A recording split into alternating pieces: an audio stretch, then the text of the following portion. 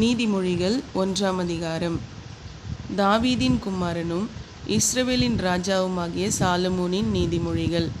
இவைகளால் ஞானத்தையும் போதகத்தையும் அறிந்து புத்திமதிகளை உணர்ந்து விவேகம், நீதி, நியாயம், நிதானம் என்பவைகளை பற்றிய உபதேசத்தை அடையலாம். இவைகள் பேதைகளுக்கு வினாவையும் வாலிபருக்கு அறிவையும் விவேகத்தையும் கொடுக்கும். புத்திமான் இவைகளை கேட்ட அறிவில் தேறுவான். விவேகி நல்ல ஆலோசனைகளை அடைந்து நீதிமொழியையும் அதன் அர்த்தத்தையும் ஞானிகளின் வாக்கியங்களையும் அவர்கள் உரைத்த புதைப்பொருள்களையும் அறிந்து கொள்ளுவான்.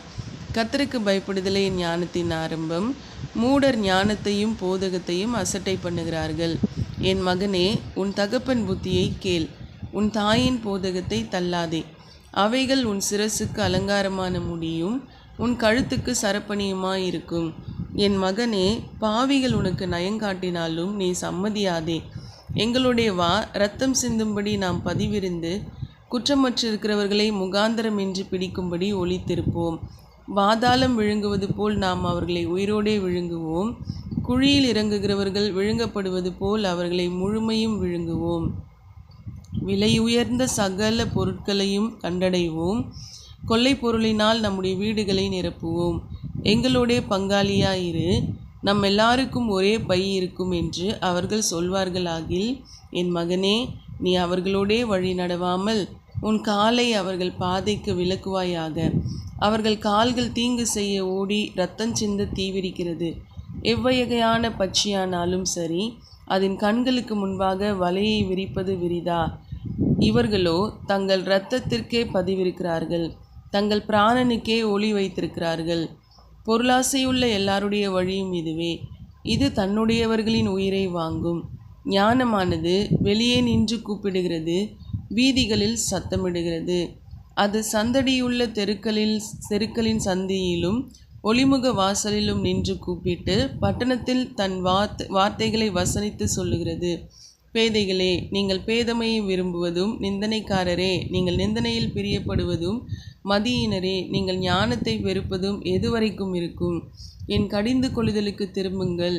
இதோ, என் ஆவியை உங்களுக்கு அருளுவேன், என் வார்த்தைகளை உங்களுக்கு தெரிவிப்பேன். நான் கூப்பிட்டும் நீங்கள் கேட்க மாட்டோம் என்கிறீர்கள். நான் என் கையை நீட்டியும் கவனிக்கிறவன் ஒருவனும் இல்லை. என் ஆலோசனையை எல்லாம் நீங்கள் தள்ளி என் கடிந்து கொள்ளுதலை வெறுத்தீர்கள். ஆகையால் நானும் உங்கள் ஆபத்து காலத்தில் நகைத்து நீங்கள் பயப்படும் காரியம் வரும்போது ஆகடியம் பண்ணுவேன். நீங்கள் பயப்படும் காரியம் புசல் போல் வரும்போதும் ஆபத்து சூறாவளி போல் உங்களுக்கு நேரிடும் போதும் நெருக்கமும் இடுக்கணும் உங்கள் மேல் வரும்போதும் ஆகடியம் பண்ணுவேன். அப்பொழுது அவர்கள் என்னை நோக்கி கூப்பிடுவார்கள், நான் மறு உத்தரவு கொடுக்க மாட்டேன். அவர்கள் அதிகாலையிலே என்னை தேடுவார்கள், என்னை காண மாட்டார்கள். அவர்கள் அறிவை வெறுத்தார்கள், கர்த்தருக்கு பயப்படுதலை தெரிந்து கொள்ளாமற் போனார்கள். என் ஆலோசனையை அவர்கள் விரும்பவில்லை, என் கடிந்து கொள்ளுதலை எல்லாம் அசட்டை பண்ணினார்கள். ஆகையால் அவர்கள் தங்கள் வழியின் பலனை புசிப்பார்கள், தங்கள் யோசனைகளினால் திருப்தி அடைவார்கள். பேதைகளின் மாறுபாடு அவர்களை கொல்லும், மூடரின் நிர்வசாரம் அவர்களை அழிக்கும். எனக்கு செவி கொடுக்கிறவன் எவனோ அவன் விக்கினமின்றி வாசம் பண்ணி ஆபத்துக்கு பயப்படாமல் அமைதியாயிருப்பான். ஆமேன்.